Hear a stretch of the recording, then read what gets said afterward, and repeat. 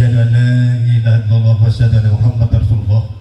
Rabbi sholli sadri wa yassir amri wahlul 'uqdatam min lisani yafqahu qawli. Dumateng saking para sampun tami ingkang mati paramatan. Saderengipun kula matur semoga panjenengan saringan mujudaken puji rasa guru wonten ngasanipun Allah Subhanahu wa taala. Wonten ing dalem menika kula panjenengan sami sampun kepareng winangkani pamundhut saking njenipun Bapak Slamet Prihatin. Saperlu wonten ing dalem menika njenipun Bapak Slamet Prihatin. Panjenengan sampun menika pilih pinjang wonten tanggal 28 njenipun Bapak Slamet Prihatin menika badhe netepi darmaning gesang yang menika nindakaken rukun Islam ingkang ongkasan yang menika nindakaken haji. Mugi-mugi rawuh kula panjenengan sami wonten ing dalem menika estu-estu dipun kanthi manah ingkang ikhlas lan mugi pikantuk ridhanipun Allah Subhanahu wa taala. Salajengipun lumantar kula panjenengan Bapak Slamet Prihatin ngaturaken syukur rawuh. Sumaturaken abdi panuwun ingkang tanpa upami kunjung dumateng para katang sami. Untuk kaping kalih panjenengan Bapak Prihatin nyuwun lumantar saputra pangsa. Babli wonten ing dalem menika anginipun nampir panjenengan kirang nujubrok. So kirang paranani wonten kalih panjenengan indah saking kawontenan ingkang kados mekaten. Dumateng saking menawi sampun tamu ingkang dhateng hormatan tumapan kanthi adicara walimatul sofar ing dalem menika samangke wonten kamar makan. Ana wong saderipun adicara menika kawiwitan wonten sanipun badhe kula aturaken megah rantaman ingkang acara samangke badhe lumampah. Tumapak adicara ingkang sepisan memenuhi pambuka tumuli kalejipun Mas Ilham. Dogap adicara salajengipun niki tausiah walimatul sofar ingkang insyaallah samangke badhe aturaken panjenenganipun Bapak Ustaz Mukhlis. Lan tumuli kalajengaken doa sopan. Dumateng saking parawuh sapura tamu ingkang dirahmati paramatan. Samudayanipun sampun sampun ganti semoga saringan ing dalem menika dipun bihim muhdatsin illa istama'uhu wa hum yal'abun lahiyatan qulubuhum wa asarrun نجوى الذين ظلموا هل هذا إلا بشر مثلكم أفتأتون السحر وأنتم تبصرون قال ربي يعلم القول في السماء والأرض وهو السميع العليم بل قالوا أضغاث أحلام بل افتراه بل هو شاعر فليأتنا بآية كما أرسل الأولون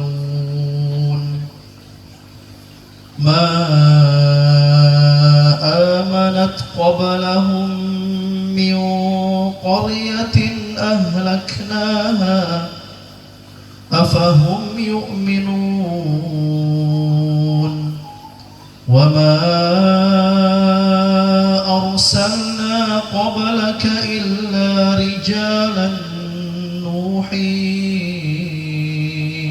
إليهم فاسألوا أهل الذكر إن كنتم لا تعلمون وما جعلناهم جسدا لا يأكلون الطعام وما كانوا خالدين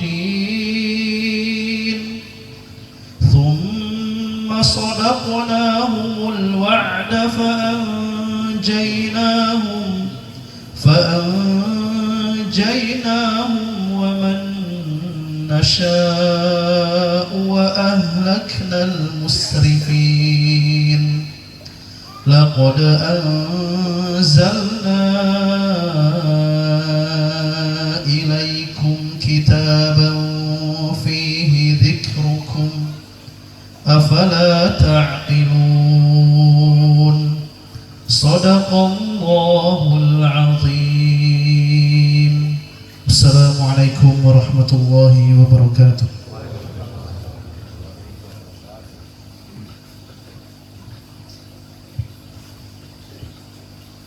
Dumateng saking Prabu saprata ingkang janmati penghormatan mugi gadi kumadhangi pustaka suci Al-Qur'an Islam.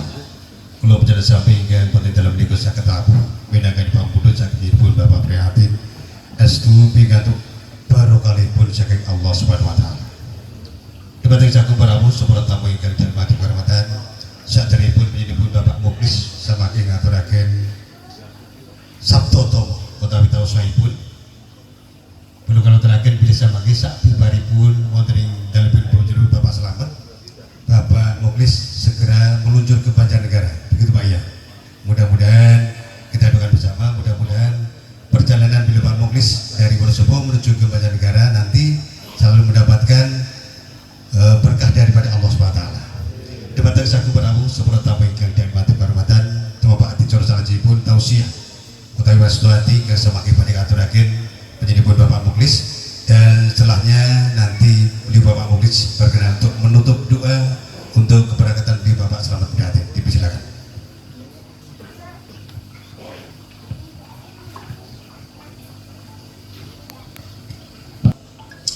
Yang kami hormati segenap Bapak Ibu, para hujjaj, para tokoh masyarakat, para alim ulama, para asatidz dan asatizah, wabil khusus orang tua kami, jamaah kami, saudara kami Bapak Slamet Prihatin yang insya Allah di tanggal 29 nanti bersama dengan jamaah dari Wonosobo akan meninggalkan tanah air Indonesia ini menuju Mekah dan Madinah dalam rangka menunaikan ibadah haji.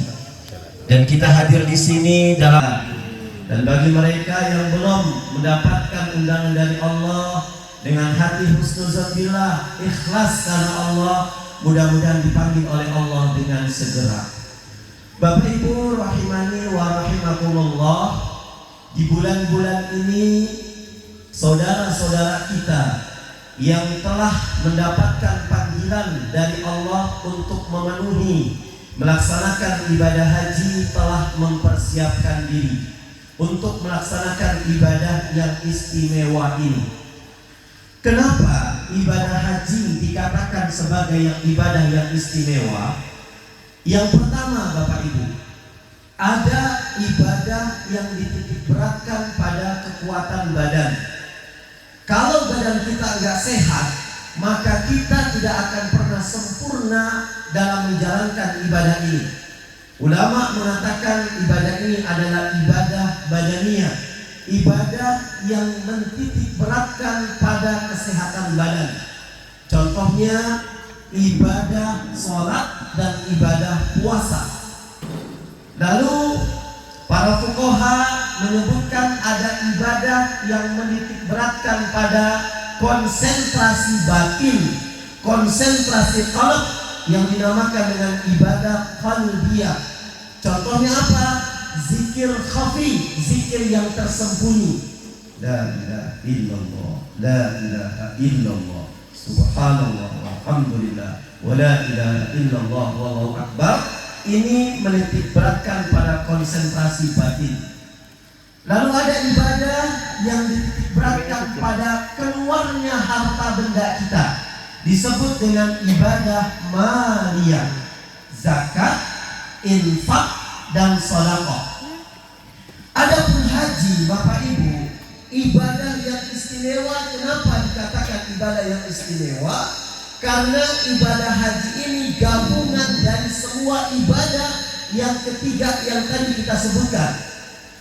Ketika orang melaksanakan ibadah haji, mau tidak mau dia harus konsentrasi badannya ikut mengerjakan, hatinya turut serta, dan harta pun keluar. Jadi kalau salah satu dari tiga yang kita sebutkan tadi tidak terpenuhi, maka ibadah haji tidak pernah terlaksana. Contoh, ada orang melipat, badannya sehat,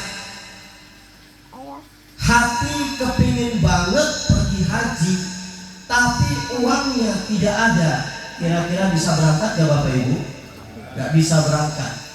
Ustaz, surat apa yang harus saya baca kalau saya kepengen berangkat haji dengan cepat Ustaz? Ada yang bilang surat Yasin 1000 kali balik, monggo. Ada yang bilang surat Al-Baqarah 300 balik, monggo. Tapi itu kurang cepat. Tapi kalau surat Tanah dibaca cepat Bapak Ibu. Ya, ini. Lalu ada orang melimpah yang badannya sehat, hartanya banyak, tapi hati belum kepengen berangkat ke sana. Mungkin dia nyampe ke Cina, ke Kapadokia Turki, nyampe ke Malaysia, pulang pergi ke Wakatobi Sulawesi bisa nyampe. Tapi kenapa Ustaz ini orang kok nggak nyampe ke Makkah dan Madinah? Karena hatinya belum kepengen. Karena panggilan haji itu bukan panggilan duit, bukan panggilan harta, tapi panggilan Allah, Pak. Saya kemarin ngisi pelepasan haji di Wakaliwiro, Pak. Ini seorang pedagang kaki lima yang biasa serabutan dagangnya bisa berangkat haji. Dia mengumpulkan setiap hari 15.000, 11 tahun ke depan full bisa daftar haji. Panggilan Allah bukan panggilan siapa-siapa. Dan yang kedua, kenapa panggilan haji, kenapa ibadah haji ini dinamakan sebagai ibadah yang istimewa? Bapak Ibu, kalau ibadah yang lain, misalkan sholat, sekarang kita sholat isya ada di Wonosobo nih.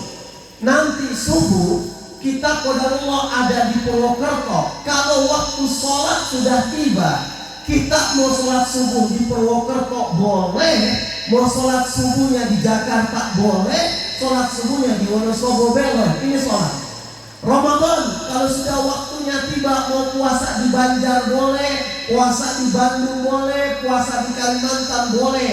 Tapi nggak demikian dengan haji. Haji itu tempatnya sudah Allah tentukan, waktunya sudah Allah tentukan. Belum pernah saya dengar ada orang Wonosobo pergi haji ke Cilacap, Pak. Karena bukan tempatnya.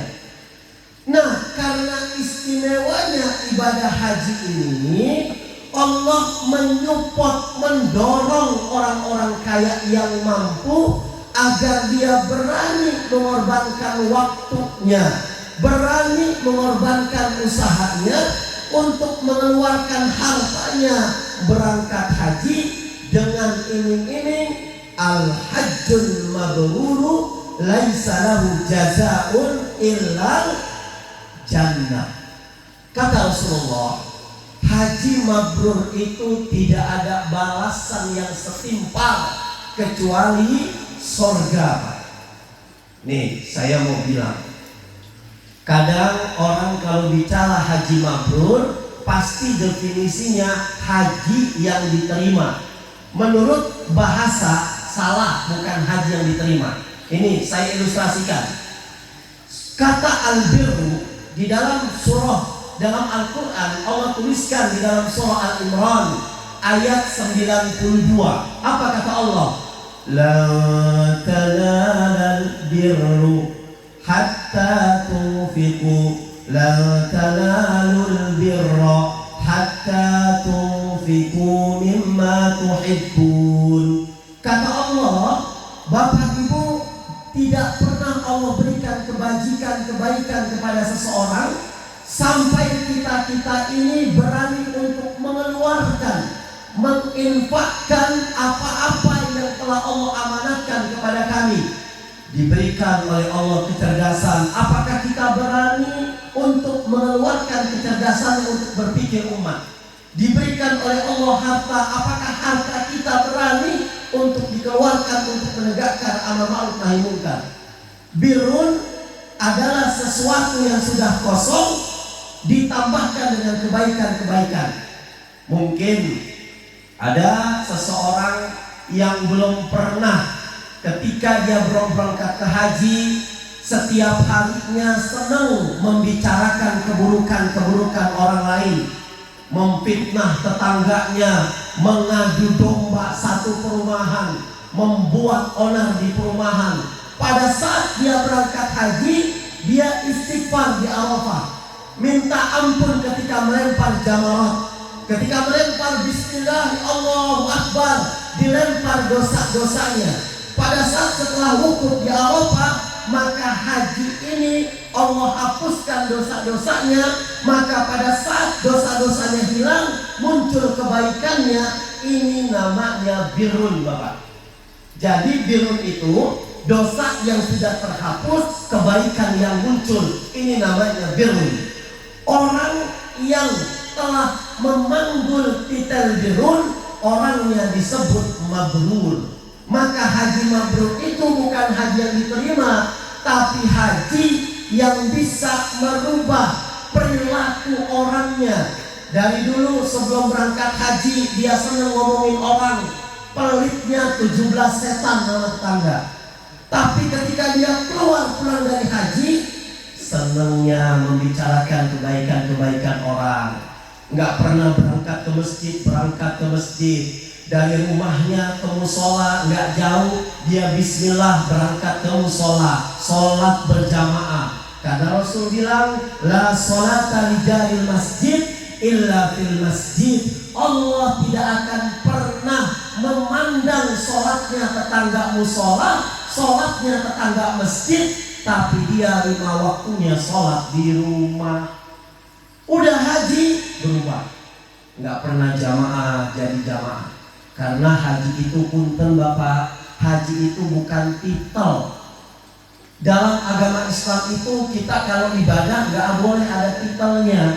Kalau ibadah haji itu titel, orang Islam titelnya banyak Pak. Sholat, di belakangnya ada angka S nanti. Haji Abdul Muklis SPZ. Apa SPZ? Sholat, puasa, zakat Pak. Karena memang haji itu bukan titel. Haji itu adalah pengingat. Cuman di Indonesia saja orang ketika menyebutkan nama ada hajinya di Indonesia Pak. Karena mereka mengangkat haji itu titel, padahal haji itu pengingat. Coba Bapak Ibu pergi umroh, pergi ke haji ke Mekah dan Madinah, laskar-laskar di sana, tentara-tentara di sana, kepolisian di sana, kalau negor kita, mau manggil kita dengan sebutan haji. Itu pengingat. Nanti pada saat kita sudah melaksanakan rangkaian ibadah haji, capeknya luar biasa, Masya Allah. Suatu hari kita mau pulang, nyari koper susah dicari. Kita marah-marah, mana nih koper saya? Kata laskar, haji haram.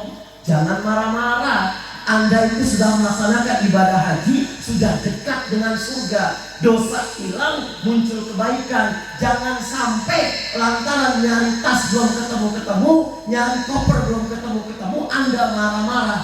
Haji itu pengingat. Kalau pulang dari haji, misalkan orang melipat, masih nyawer di panggung nanti 17 Agustus nyawer dangdut, dipertanyakan hajinya. Panggil haji haram, jangan nyawer.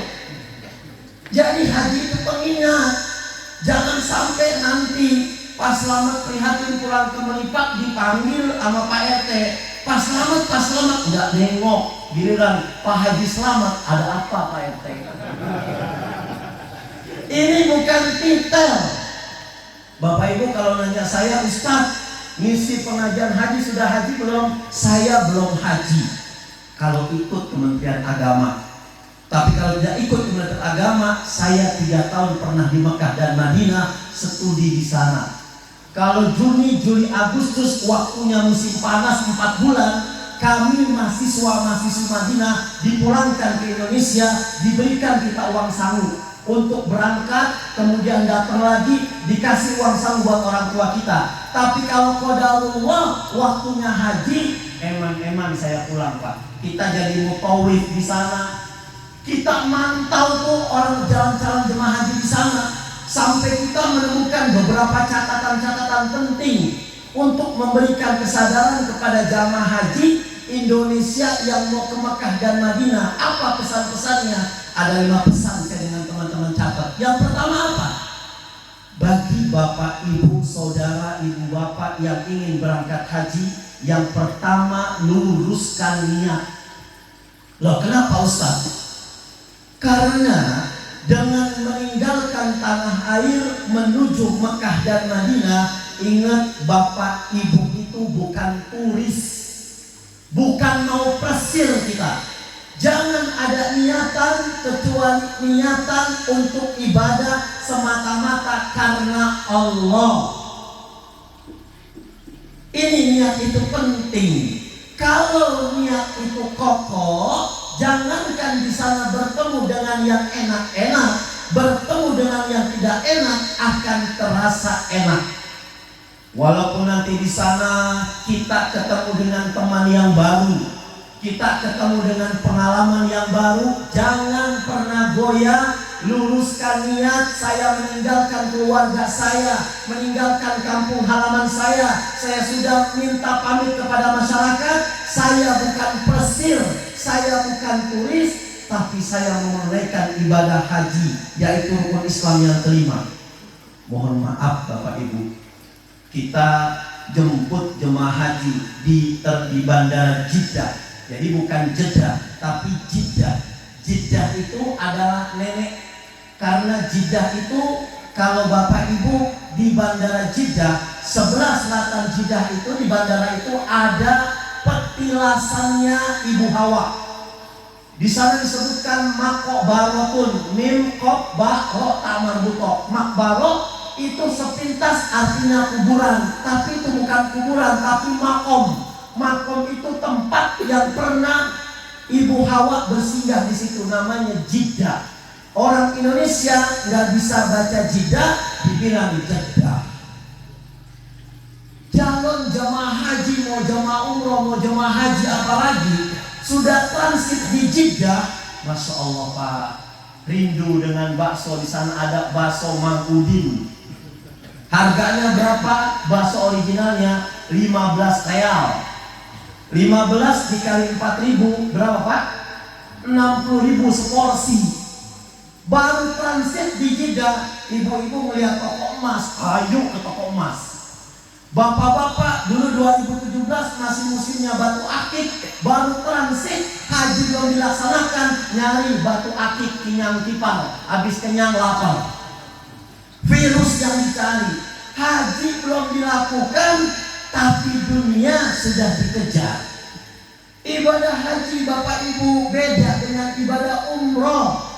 Kalau umroh berkali-kali ke sana, enggak senikmat ibadah haji. Ibadah haji itu kalau kita ingin mencari kenikmatan-kenikmatan biologis, kenikmatan-kenikmatan jasmani lahiriah, hampir dipastikan ketika kita menunaikan ibadah haji tidak pernah kita dapatkan kenikmatan lahiriah. Kok sampai detik ini orang yang berangkat haji ngantri Pak? Saya dikasih rumusan dari Kementerian Agama, kita bisa memprediksi itu Pak. Kita nyetel tahun berapa kita daftar, berangkatnya tahun berapa. Saya nyoba, saya berangkat tahun 2018, daftar 2018, di sana sudah tertulis berangkatnya 2078 Pak. Ya, Masya Allah.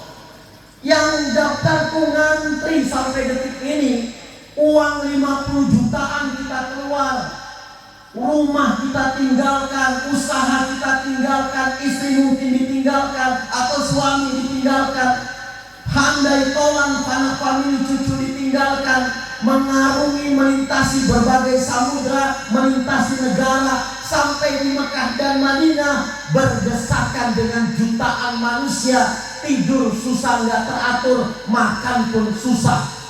Tapi belum pernah saya mendengar ada jemaah haji kapok Pak. Pak Haji, gimana kemarin di Mekah? Masya Allah Ustaz, istighfar saya Ustaz, tobat, nggak mau kesana-sana lagi Ustaz. Nggak ada Bapak Ibu. Yang ada, Bu Haji kemarin gimana di Mekah Madinah? Ya Allah Ustaz, pada saat saya melakukan tawaf wada Ustaz, tawaf terakhir Ustaz, saya melambaikan tangan di depan Ka'bah karena ingin meninggalkan kota Mekah menuju tanah air Ustaz. derayan air mata jatuh di pipi saya Ustaz. Batin saya menjerit, ya Allah, kapan saya bisa balik ke Mekah dan Madinah lagi? Belum pulang, masih di depan Ka'bah, doanya kepengen balik lagi. Apa yang dirasakan? Ketenangan batin Bapak Ibu, karena sudah dipanggil oleh Allah untuk melaksanakan ibadah haji. Kalau niat kuat, apapun yang terjadi di sana insya Allah akan sempurna. Kalau batin sudah bahagia, apapun pengorbanan yang kita lakukan, capek apapun tidak terasa. Makanya nanti luruskan niat, jangan sekali-kali ada niatan Ustaz, nanti sampai di Mekah dan Madinah yang saya mau kejar adalah banyakin peci haji, banyakin sorban Ustaz. Kalau bisa 20 meter saya beli sorban. Pulang ke Indonesia saya pakai sorban, ke kantor pakai sorban, ke sawah pakai sorban, ke pasar pakai sorban, biar tahu saya pulang dari haji. Jangan Bapak Ibu, karena haji itu adalah pengingat, bukan titel. Ini yang pertama. Kemudian yang kedua, setelah Bapak Ibu Saudara sudah sampai di Mekah dan di Madinah, puas-puaskan ibadah di sana. Mumpung sudah ada di sana, kapan lagi kita ke sana? Kata Allah dalam hadis Rasulullah SAW, man lahu sa'ah. Kalau ada orang yang sudah diberi kemampuan oleh Allah, kelapangan rezeki untuk bisa berangkat haji, tapi dia belum melaksanakannya, dia mati, insya'a Yahudiyan atau insya'a Nasraniyan. Kata Allah, silakan kamu pilih. Apakah kamu mau mati secara Nasrani, apa mati secara Yahudi? Kata Imam Syafi'i rahimahullah, boleh kita menunda haji. Misalkan kalau haji nggak ngantri nih Pak, 2022 maaf Ustaz, walaupun saya sehat, walaupun saya saat ini banyak harta, saya belum niat Ustaz pergi haji. Loh kenapa? Saya ada proyek 30 miliar Ustaz, boleh nggak ditunda tahun depan? Boleh, Imam Syafi'i bilang. Yang penting pertama, jangan putus niat. Tahun 2023-nya kita harus betul-betul berangkat haji, nggak boleh putus niat. Yang kedua, di tahun 2023 kita nggak boleh mati Pak. Kalau masalah putus niat gampang, tapi kalau nggak boleh mati ini yang susah. Kita harus izin kontak dengan malaikat Israel supaya jangan mati dulu. Tapi kan enggak Pak, mati itu datangnya luar biasa, nggak pernah kulunungun. Makanya kalau sudah sampai Mekah dan Madinah, kita berada di tempat-tempat mustajabah, Musdalifah, Hijr Ismail, Zamzam, Bir Ali, semuanya kita berdoa, tidak pernah Allah tidak mengabulkan doa kita. Puas-puaskan ibadah di sana. 1 rakaat sholat di Masjidil Haram itu pahalanya 100.000 rakaat kita sholat di musola al-muhajirin. Capek sedikit berangkat ke Masjidil Haram, pusing sedikit sholat berjamaah depan Ka'bah Bapak Ibu. Dan saya sering mendapatkan jamaah-jamaah kami, orang Indonesia khususnya, pada saat waktu berjamaah mereka lebih asik sholat di dalam hotel. Ketika ditelusuri, ternyata di kampungnya dulu ketika masih di tanah air nggak pernah sholat berjamaah di masjid. Datang ke Mekah Madinah pun seperti itu Bapak Ibu. Dipanggil oleh Allah cuma sampai Mekah dan Madinah, tapi Allah nggak panggil untuk gesit melaksanakan amal ibadah di sana. Kalau sudah sampai di sana, puas-puaskan ibadah di sana. Belum tahu tahun depan kita ada umur. Ada umur belum tahu ada rezeki. Ada harta belum tahu ada umur. Ini yang kedua. Kemudian yang ketiga, kalau Bapak Ibu jemaah haji sudah sampai di sana, Mekah dan Madinah itu kata orang itu adalah taman miliknya akhirat. Terus gimana Ustaz? Orang harus jujur dengan dirinya sendiri. Maksudnya, kalau dalam proses menyelesaikan rangkaian ibadah haji, ada halangan-halangan yang menjadikan dia sulit, jangan pernah nyari kambing hitam. Ada Pak, di kamar satu jemaah kami batuk. Satu orang bilang, Pak berisik banget sih, batuk, minum obat. Besoknya dia tidur, yang ini sembuh, dia batuk Pak. Ini yang saya namakan taman mini akhirat. Ustadz, panggil Ustadz terus kenapa? Ini kok hotel bintang 7, hotel bintang 5, Zam-Zam Royal Makodas, kok showernya nggak nyala? Ini apa-apaan hotel saya udah bayar mahal. Jangan marah-marah Pak. Buka colan, saya nyalain nyala showernya Pak. Saya keluar mati lagi showernya. Saya masuk lagi nyala 3 kali berturut-turut. Saya bilang Pak, sekarang pakai pakaian Bapak ikut saya ke hotel. Saya ajak ngobrol, Pak, ini hotel itu sudah bagus, sudah mahal, fasilitas lengkap. Yang salah itu Bapak. Coba cek apa yang pernah Bapak lakukan di tanah air, di kampung halaman Bapak, sampai shower hotel yang begitu canggih nggak bisa ngalir. Mikir, ternyata orang ini sudah 10 tahun mampetin air, ya mata air di kampungnya untuk mengalir di tengah-tengah penduduk, dialirin ke rumah dia sendiri Pak. Ini yang saya namakan taman mini akhirat. Kita kalau menghadapi permasalahan-permasalahan yang ada di sana, tolong jangan mencari kambing hitam yang pernah di sini menggampar masyarakat, nempeleng orang. Di sana ditempeleng sama orang Baduy Pak. Lagi wudhu Ustaz, saya ditendang sama orang Baduy. Ternyata ini di Jakarta orang Banten, dia jagal. Kalau salah anak buahnya ditendang Pak. Di sana dapat dia hadiahnya. Ada yang ketika tahu labaik Allahumma labaik, nutup hidung. Ustaz nyium nggak? Ada raksasa kentut Ustaz. Bau minta ampun, bau Saya bilang istighfar kepada Allah. Allahu Akbar.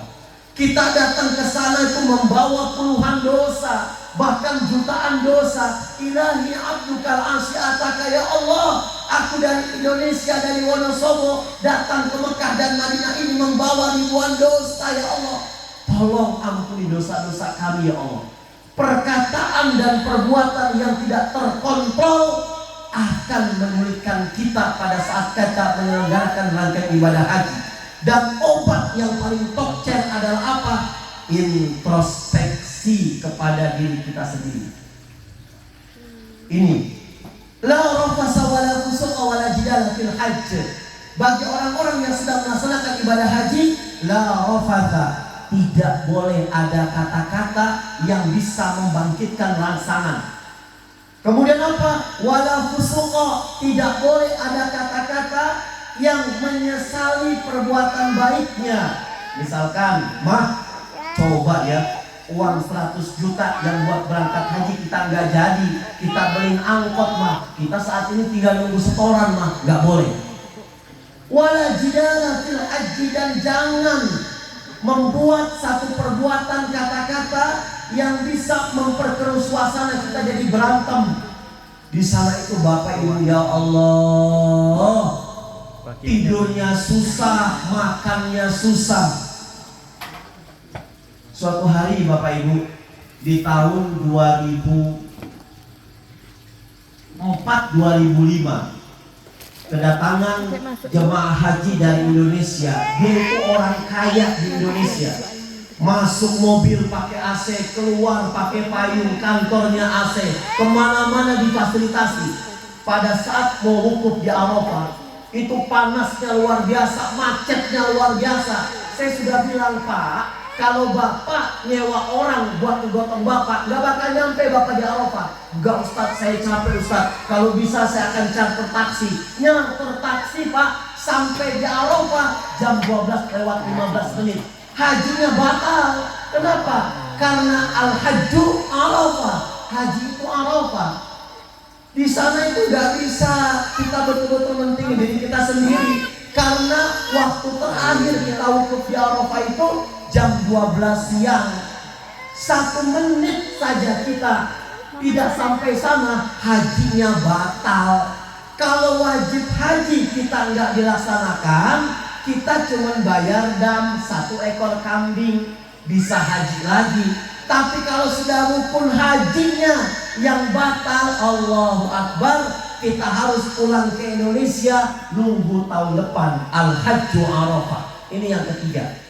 Yang keempat, Bapak Ibu, kalau sudah sampai di Mekah dan Madinah, mau umroh di sana, mau haji di sana, jangan pernah usil dengan amalan orang lain. Sikap ini harus kita terapkan di bumi Wonosobo ini. Karena apa? Karena nanti di Mekah dan Madinah, jangan mentang-mentang kita seorang kiai, punya pondok pesantren, kita tahu betul mana yang sholatnya sah, mana yang tidak sah. Nanti di Mekah dan di Madinah kita akan bertemu dengan tingkah laku orang yang sholat bermacam-macam tingkah. Ada yang sholatnya setelah takbir Allahu Akbar, tangannya masih lenggang kangkung, Pak, nggak disedekap. Ada yang sholatnya bawa anak, kemudian siul-siulan. Ada yang sholat, mau sholat, dia ngambil air zam-zam pakai aqua di botol, ditaruh aqua botolnya di pinggir dia sholat. Pada saat dia ruku, orang kan banyak di Masjidil Haram, dia lagi ruku, botol aquanya ketendang, ngegiling, dia ambil sambil ruku, Pak. Lalu apakah mentang-mentang saya kiai pesantren di Wonosobo, saya bilang sampean tuh ya sholatnya nggak betul? Nggak bisa, Pak, di sana itu. Nggak boleh usil dengan amaliyah orang lain. Kita melakukan amaliyah ini ada ilmunya. Dia melakukan amaliyah itu ada ilmunya. Biasanya orang-orang yang bikin ribut itu adalah orang-orang yang baru hafal hadis setengah-setengah, hafal Quran cuma setitik, berani mengkritisi amalan orang lain, Pak. Tapi para orang-orang yang ahli, dia justru ingin mempererat silaturahim. Di sana tuh nggak bisa. Bapak Ibu, kalau kita balik lagi ke sejarah Islam, perkembangan Islam zaman dulu, Islam itu nggak pernah sepi dari orang-orang yang nggak senang dengan perkembangan pesatnya umat Islam, majunya generasi Islam di Indonesia. Mereka yang nggak senang dengan majunya Islam berusaha berbagai macam cara bagaimana mencerai-beraikan umat Islam. Mereka dengan front secara terbuka nggak berani. Kenapa? Umat Islam paling banyak di Indonesia. Sebodoh-bodohnya umat Islam, bagaimanapun kondisinya orang-orang Islam, dia masih bisa, Mas, saya memang nggak pernah sholat, Mas, saya memang nggak pernah ke masjid, Mas, tato saya banyak, Mas, tapi jenengan ngacak-ngacak agama saya, tak katrol jenengan, tak bacok jenengan. Ini orang Islam, Pak. Akhirnya mereka orang-orang yang memusuhi Islam tidak berani menghantam Islam secara front terbuka, karena umat Islam begitu fanatismenya dengan agama. Merasa nggak berhasil dengan cara ini, mereka mengikuti jejak Panderplas yang pernah mengacak-ngacak Indonesia Islamnya. Mereka mengikuti Snokhorgen yang pernah mengacak-ngacak Islam di Aceh. Mereka masuk ke tengah-tengah umat Islam. Kalau perlu pakai peci, pakai peci. Kalau perlu pakai sorban, pakai sorban. Nggak bisa assalamualaikum, belajar assalamualaikum. Bikin merek-merek Islam. Mereknya Islam, tapi tujuannya justru menjatuhkan, mengkafirkan orang Islam yang lain. Kalau ada Islam, tapi berani membid'ah-bid'ahkan. Kalau ada orang Islam yang berani mengkafir-kafirkan orang Islam yang lain, ini kan benih-benih kekacauan, Pak. Orang-orang seperti ini yang harus kita rangkul mereka. Mereka belum paham Quran yang benar. Mereka belum paham hadis yang benar. Mereka hanya katanya, dan katanya. Kalau cara ini nggak berhasil, Ustaz, pakai apa? Pakai lagu lama, diputar lagu lama, namanya nyanyian khilafiyah. RT sini pakai kunut, RT sini nggak pakai kunut, pindah musola, Pak. Bikin musola baru. RT sini sholat Jumatnya 2 kali azannya, RT sini hanya 1 kali Jumatnya, akhirnya bikin masjid baru. Kalau ternyata Bapak Ibu hanya masalah ru'yah saja kita perdebatkan, mendingan cari proyeknya yang jelas. Apa? Siapa nih di Meripak ini yang belum sholat subuh? Yuk sama-sama kita bangunin sholat subuh, Pak. Tapi alhamdulillah zaman sekarang ikhtilaf kunut-kunutan gak ada lagi. Kenapa? Karena banyak orang Islam yang gak bangun subuh. Akhirnya gak ikhtilaf lagi tuh. Nggak bakal ketemu. Yang kunut tahu ilmunya, yang nggak kunut tahu ilmunya. Yang nggak tahu ilmunya siapa? Yang sholat subuhnya di rumah. Sudahlah, masalah khilafiyah nggak usah dipertentangkan. Sasarannya sudah jelas, proyeknya sudah nyata. Gimana saudara kita yang masih sholat di rumah kita ajak ke musola? Wong ngebangunnya proposalnya besar-besaran kita bangun kok. Musolanya sudah jadi, musolanya sudah bagus. Ya Allah, yang azan dia, yang imam dia, yang sholatannya kakek-kakek giginya 2. Sholatullah, salamullah. Si pas kalau jauh suaranya bagus, dari dekat ternyata Coca-Cola, Coca-Cola. Jangan pernah usil dengan ibadah orang lain. Saya selalu pakai. Kita kepengen sholat kita khusyuk, tapi jangan pernah membuat orang lain itu tidak bebas. Ya, anak-anak silahkan main ke musola, silahkan main ke masjid, minimal didampingi oleh bapak ibunya. Jadikan musola kita ramah anak-anak, jadikan masjid kita ramah anak-anak. Jangan sampai nanti anak-anak kita sudah nikah nggak mau main ke masjid. Kenapa? Karena trauma pernah dimarah-marahi sama takmir masjid, Bapak Ibu. Yang terakhir, setelah kita sudah sampai di Mekah dan di Madinah, kita harus bawa kesabaran yang betul-betul banyak. Karena ibadah haji ini beda dengan ibadah umroh, harus bawa kesabaran yang menumpuk-numpuk. Kejadian kasus demi kasus karena hilangnya kesabaran. Contoh, suami istri berangkat ke Mekah dan di Madinah. Setelah rangkaian ibadah haji selesai, si suami bilang sama ibunya, "Bu, ibu nunggu di tiang utara Masjidil Haram ya. Tiang sini Bu, jangan kemana-mana.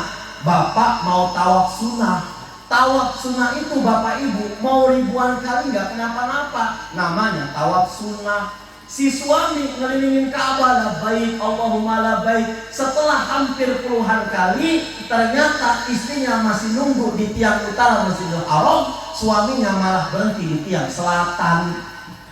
Tiang di Masjidil Haram itu sama Bapak Ibu, ornamennya sama, tingginya sama, miniaturnya sama. Kalau toh kita lihat pada saat umroh ada angka-angkanya, itu kita kelihatan saat umroh nggak ada banyak orang.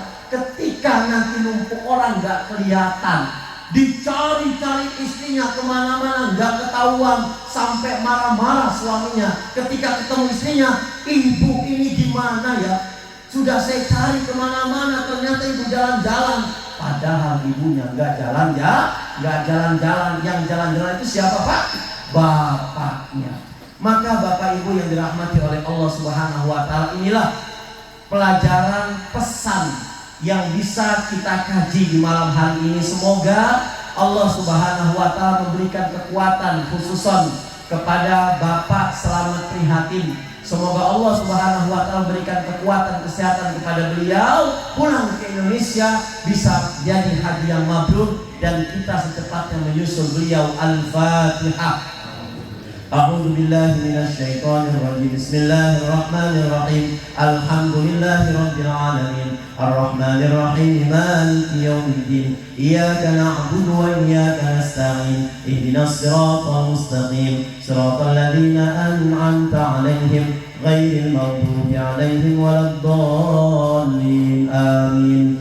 Astaghfirullahal azim. Astaghfirullahal azim. Astaghfirullahal azim. Bismillahirrahmanirrahim. Alhamdulillahi rabbil alamin. Allahumma salli ala sayyidina Muhammad wa ala ali Muhammad. Allahumma ij'al tajamma'ana hadha تجمعا مرحوما وتفرقنا هذا يا الله تفرقا معصوما اللهم اجعلنا حجا مبرورا وعمرة مبرورة وسعيا مشكورا وعملا صالحا مقبولا وتجارة لن تبورا ربنا اغفر لنا ولوالدينا وارحمهما كما ربونا صغارا. Duhai Allah yang maha menatap, duhai Allah yang maha melihat, duhai Allah yang maha mengetahui isi hati-hati kami ya Allah.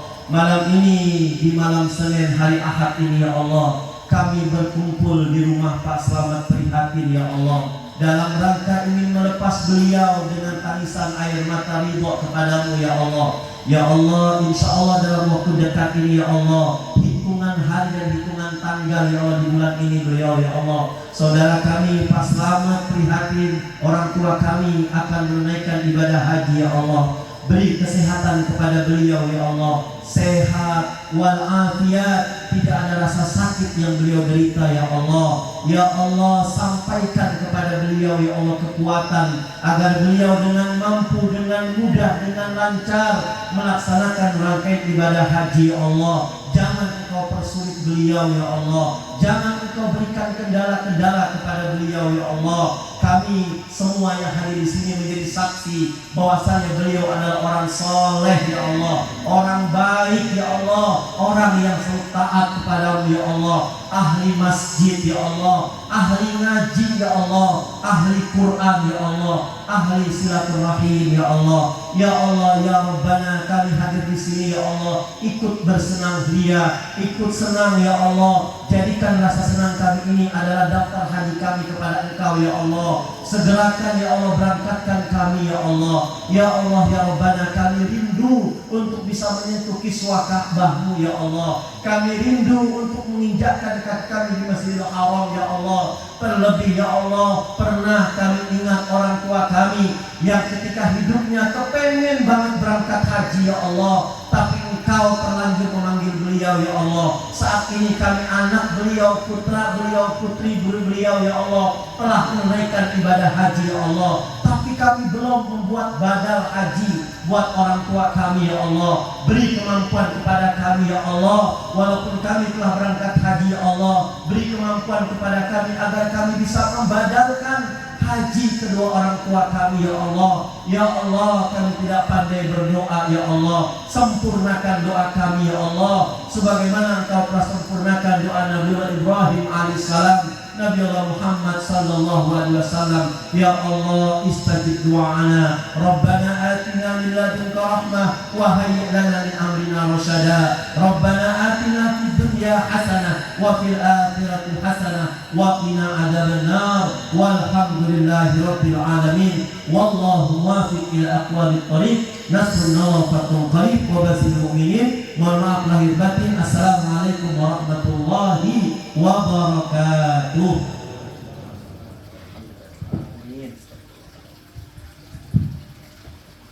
Bapak Ibu hadirin yang hormati, pada saat kita ada yang sama tausiah yang telah disampaikan oleh Bapak Ustaz Muklis. Mudah-mudahan pelajaran tadi khususnya diberikan kepada Bapak Slamet Prihatin, dan mudah-mudahan apa yang disampaikan di Bapak Prihatin, Slamet Prihatin ini dapat mengambil pelajaran dari Bapak Ustaz Muklis, dan mudah-mudahan seperti tadi disampaikan sekembalinya menunaikan ibadah haji, beliau Bapak Slamet Prihatin mendapatkan tanda atau haji yang mabrur sebagaimana yang disampaikan oleh Bapak Ustaz Muklis. Dan kami sebagai pembawa acara ada kurang lebihnya mohon maaf. Kita akhiri billahi taufiq wal hidayah. Wassalamualaikum warahmatullahi wabarakatuh. Dan mana acara pada malam hari ini kita tutup bersama dengan ucapan hamdalah. Alhamdulillah.